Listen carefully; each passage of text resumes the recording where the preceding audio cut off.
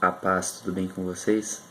Estou aqui hoje para fazer uma breve reflexão sobre a Quaresma, o que significa e o que a Igreja quer nos ensinar nesse tempo de silêncio, de deserto, de meditação, de jejum, de caridade, principalmente voltados para a nossa conversão. O grande propósito da Quaresma é esse, é morrer para o homem velho e nascer para o homem novo, passar esses 40 dias no deserto com Jesus. Então, a origem da palavra quaresma vem do latim quadragésima. Tradicionalmente na igreja era celebrado a 70ª, que são 70 dias para a Páscoa, depois a 60ª, a 50ª e a 40ª. Quadragésima representando esses 40 dias que Jesus passou no deserto. E é bonito a gente observar nesse tempo o que o Código de Direito Canônico nos diz, no número 1249, todos os fiéis, cada qual ao seu modo, por lei divina. O que significa esse por lei divina? Deus, através do seu Filho, Jesus Cristo, passou por esse período de quaresma. E Cristo, como cabeça da igreja, nos convida e nos chama, a nós como corpo, também passar por esse período. Então, é importante que todos os fiéis estão convocados a viver esse período de penitência, de oração, de caridade com Jesus. E aí o código continua dizendo, para que todos se unam entre si, por observância comum de penitência. E isso é bonito porque mostra que toda a igreja está unida. Então um monge na Itália, um padre no Japão, uma freira na China, todos eles estão passando por esse tempo de penitência, por esse tempo de silêncio. Tradicionalmente na igreja, a cor litúrgica é o roxo. As imagens são cobertas durante todo esse período. Em alguns lugares é mais comum a gente notar isso na Semana Santa, no qual as imagens cobertas representam esse luto, representam o silêncio, representam esse jejum dos olhos. E a Quaresma é justamente esse período, os 40 dias da quarta-feira de cinzas, aquela missa que nos é imposto as cinzas, e representa que do pó viemos, ao pó retornaremos.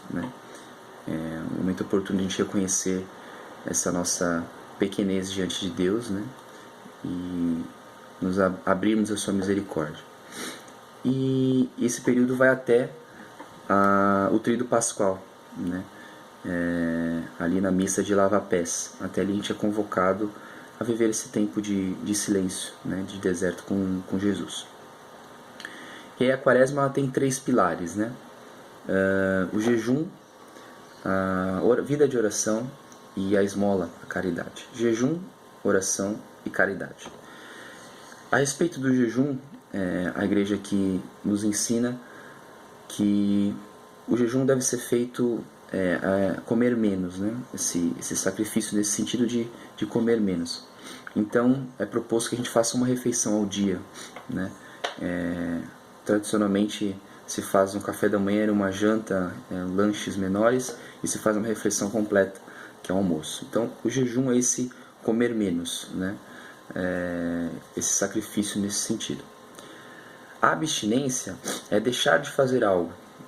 Então a igreja recomenda que se faça abstinência de carne na quarta-feira de cinzas, na sexta-feira santa, e durante todas as sextas-feiras do ano.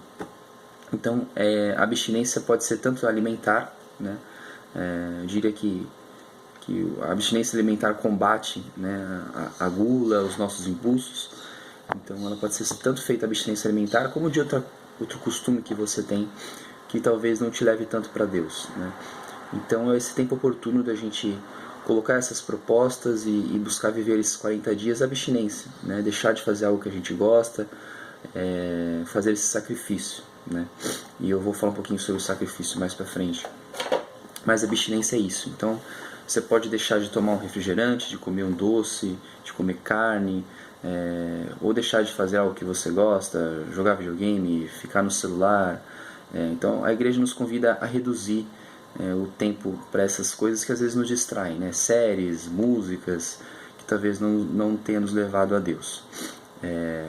Claro, também é um tempo propício para se buscar a conversão, então nós somos chamados a não pecar. Vale destacar que não pecar não é um propósito só de Quaresma, é um propósito da nossa vida cristã como um todo. Então, se você tem algum vício, alguma tendência a pecar, algum hábito ruim, então a igreja nos convida nesse momento também a colocar em oração, a entregar para Deus e buscar não pecar nesse tempo.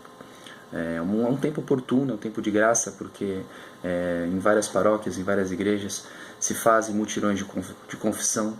Então é importante que mesmo que a gente caia durante a nossa quaresma, a gente vacile em algum propósito, a gente volte a essa confissão, busque o sacramento da reconciliação e retome a caminhada, né? Então é importante a gente observar isso. A vida de oração, o outro pilar, né? O jejum, a vida de oração agora. A igreja nos convida a buscar estar mais em silêncio, né? Como diz na palavra, quando orares, entra no teu quarto, fecha a porta e o teu Deus que vê o que está oculto, né, vai enxergar a sua oração. Então é esse tempo de a gente silenciar, buscar mais esse silêncio, esse deserto com Jesus, essa intimidade com Jesus na vida de oração, né? E a igreja nos proporciona diversas orações. Existe o costume tradicional de rezar a Via Sacra na Sexta-feira Santa, existe as 7 dores de Nossa Senhora, as 5 palavras de Jesus na cruz. Então, uma série de orações que a igreja nos ensina, e tantos santos nos ensinam, para buscar essa vida de oração, para buscar essa intimidade com Deus, né? Buscar enxergar o verdadeiro sentido da paixão de Jesus, né? Vida de oração. E agora o terceiro pilar, a caridade, né? São Paulo vai dizer a maior de todas as virtudes. Então é importante esses 3 pontos estarem unidos, né? O jejum, a vida de oração e a caridade. Caridade, que uma de suas expressões é a esmola, né? Então dá um dinheiro, um alimento para alguma pessoa necessitada. Existem as obras de caridade, né?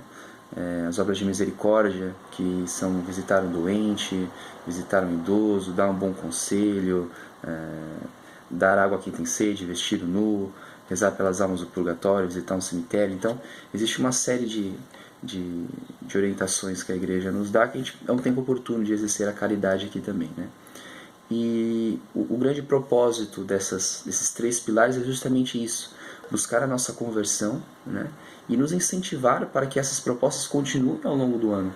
Você continue fazendo o jejum, continue se abstendo daquelas suas tendências que te afastam de Deus, continue buscando essa conversão, continue buscando a vida de oração, a intimidade com Deus, continue praticando a caridade, a esmola. Então a igreja nos convida na quaresma a ter esse olhar mais profundo sobre esses pontos e continuar realizando eles no decorrer do ano. Então isso que é o bonito, né?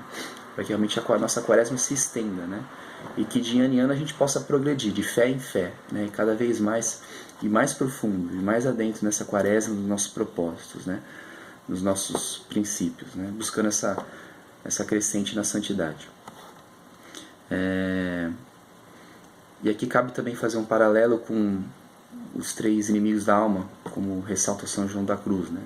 Então, o demônio, o mundo e a carne, né? É importante a gente observar isso nessa quaresma. Então, o demônio na sua tentação, na sua mentira de querer nos enganar, o mundo, né? É a nossa inclinação marcada pelo pecado original a querer buscar outras coisas, alegrias passageiras, conquistas nesse mundo que não são eternas, né? E acabam nos desviando da felicidade eterna que é Deus. Então, todas aquelas coisas que não te levam para Deus, que você tem esses desejos assim de coisas que vão passar, né? A ganância, o dinheiro, o sucesso, a fama, tudo isso é passageiro, né? Então o mundo nesse sentido, e a carne, né? Que é a nossa tendência marcada pelo pecado original a buscar esses impulsos, esses desejos, né?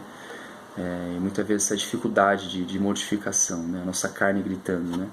Então a gente precisa, de certa forma, dominar essas nossas más inclinações, né? E aí agora eu vou entrar na questão do sacrifício, né?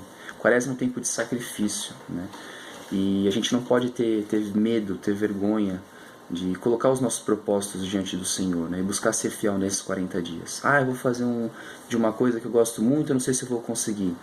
você precisa entregar para Deus e fazer, né? Cristo passou 40 dias, Cristo está com você nesse propósito, a igreja toda está em unidade com você nesse propósito. Então, que a gente não tenha medo, né, de se sacrificar. Dói, é difícil, é cansativo, exige de nós uma mudança de comportamento, mas isso é para o nosso bem, né? Isso é para realmente fazer morrer esse homem velho para nascer um homem novo. Então a gente precisa olhar para Cristo e ver que Ele nos entregou tudo. Ele não colocou somente um espinho na sua cabeça por você, né? Ele se entregou todo, por inteiro, até sua última gota de sangue. Então é importante nós como igreja também sermos generosos nesse sentido, né? Como Cristo integrou tudo, nós também integrarmos tudo. Ser generosos no nosso propósito de quaresma, buscar com mais afinco a vida de oração, com mais generosidade a caridade, a esmola. Então, como Cristo generoso entregou tudo, nós também somos chamados a ser generosos e entregar tudo para Ele, né? E a gente pensa, né, a gente vê na história da nossa igreja tantos homens e mulheres mártires que foram torturados, se sacrificaram, deram sua vida literalmente, deram seu sangue para que o Evangelho chegasse até os nossos dias. E nós muitas vezes hoje somos tão indiferentes com Jesus, passamos diante de uma igreja, não façamos o sinal da cruz, não entramos para adorar Jesus um pouco, temos vergonha de sermos ridicularizados pelos nossos amigos, medo de sermos questionados de por que não estamos comendo aquele alimento, o que significa quaresma, né? A gente não sabe responder. Então a gente precisa realmente estudar, conhecer a nossa fé, honrar a nossa fé, honrar esses homens e mulheres, os santos que deram a sua vida por Deus, para anunciar o Evangelho de Jesus Cristo.